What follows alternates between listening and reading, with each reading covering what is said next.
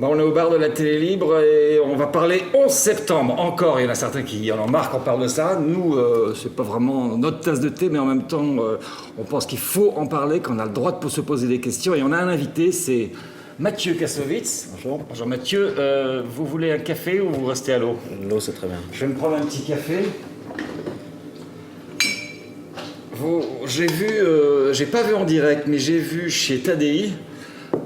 Vous avez dit, vous avez répondu à la question de Tadi en disant est-ce qu'on a le droit de parler de cette question et est-ce qu'on a le droit de douter des versions officielles? Vous avez répondu oui, et depuis vous êtes devenu un révisionniste. Ouais. Hein? Ouais. Je pense que c'est une réaction cutanée assez stupide qui va très vite se tasser.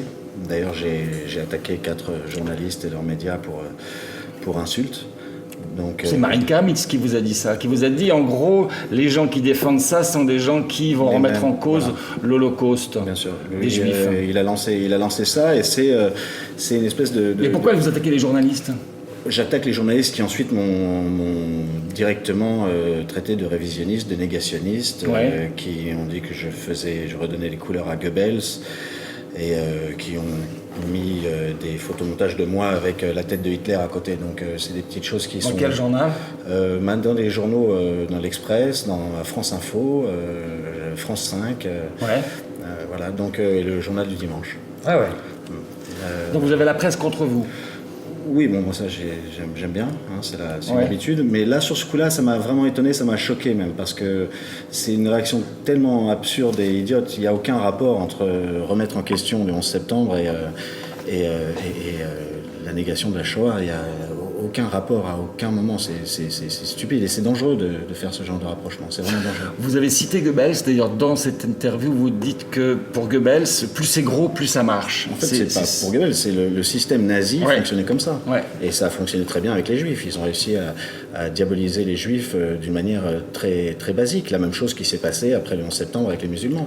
Alors dites-moi vous, pourquoi vous avez pris position là-dessus, pourquoi vous avez dit oui, on peut en parler, il faut en parler, il faut remettre en question la version officielle. Ça fait 8 ans cette histoire, moi ça fait 4 ans que j'y travaille d'une manière véritable. J'ai rencontré des responsables américains, j'ai rencontré des anciens de la CIA, j'ai rencontré des architectes spécialisés sur les structures, j'ai rencontré beaucoup de gens qui ont des réponses, qui ne sont pas forcément des gens qui doutent, mais qui m'ont apporté, moi, des réponses à mes questions, en tout cas de se dire que la version officielle ne donne pas de réponse. La version officielle, tout simplement, s'arrête au moment du déclenchement de l'effondrement des tours. C'est-à-dire qu'elle ne parle que des 2 tours, elle ne parle pas de la 3e. La 3e, pour elle, n'est pas une attaque terroriste, donc il ne s'en préoccupe pas. Et on n'explique pas non plus la démolition physique de ces tours, qui s'écroulent quand même, je le rappelle, parce qu'il faut toujours le rappeler, à la vitesse de ce qu'on appelle la chute libre, c'est-à-dire lâcher une orange sans résistance de l'air de la hauteur de ces tours, elle tombe exactement à la même vitesse que la tour. Et puis il y a une 3e tour qui est à côté, qui n'a pas subi d'attaque d'avion et qui s'écroule sur elle-même dans les mêmes conditions. Voilà. C'est très très bizarre, effectivement. Pas seulement c'est bizarre, mais le problème c'est que de l'autre côté, on sait comment se passe par exemple une démolition contrôlée. Et ça se passe exactement comme ça.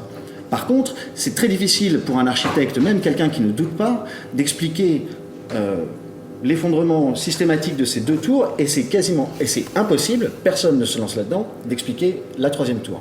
Imaginez que si les 3 immeubles du 11 septembre sont tombés à cause du feu, puisque les 2 sont tombés à cause du feu, mais aussi de l'impact de l'avion, mais le 3e qu'on ne peut pas expliquer serait tombé à cause du feu. Rappelez-nous ce qu'il y a dans... Imaginez ça, ça veut dire que si c'est le cas, toutes les tours américaines fabriquées depuis les années 60 sont en danger, puisqu'elles ont toutes des problèmes de structure qui ne résistent pas à des feux qui ne durent pas plus de 45 minutes pour la première tour. C'est quand même étonnant. Non, mais on peut imaginer que l'impact d'un avion, le kérosène, ça crée énormément plus de chaleur que prévu, et là on peut penser à un effondrement. Tout à fait. Sauf qu'il y a une 3e tour qui effectivement, dont on parle très peu, c'est le World Trade Center 3, c'est ça?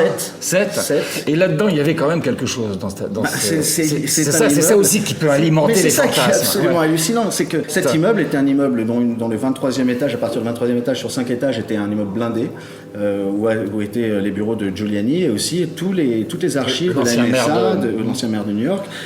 toutes les archives de la NSA, de la CIA, et qui concernaient des affaires extrêmement dérangeantes pour le système américain, dont Enron, qui a été le début de la crise. Ça crée un gros doute, mais ça n'apporte aucune preuve qu'il y a un complot. Nous, on ne veut pas apporter de preuve qu'il y a un complot. On veut juste que le gouvernement américain fasse une enquête qui soit impartiale, qui soit balancée, qui soit juste, qui soit complète, pour qu'ensuite on puisse déterminer ce qui s'est passé. Il y a aussi le Pentagone, c'est Messant qui a dit il n'y a pas eu d'avion qui est tombé sur le Pentagone. Où est-ce qu'il est passé cet avion dans ce cas-là? On aimerait bien le voir, cet avion a été filmé apparemment par 86 caméras qui sont autour du Pentagone. Il manque un avion quand même, il y a un avion qui manque, qui est parti, donc on n'a pas fait disparaître un avion. Non, mais nous on ne dit pas qu'on n'est pas sûr, on dit juste que la version officielle dit un avion est rentré dans le Pentagone.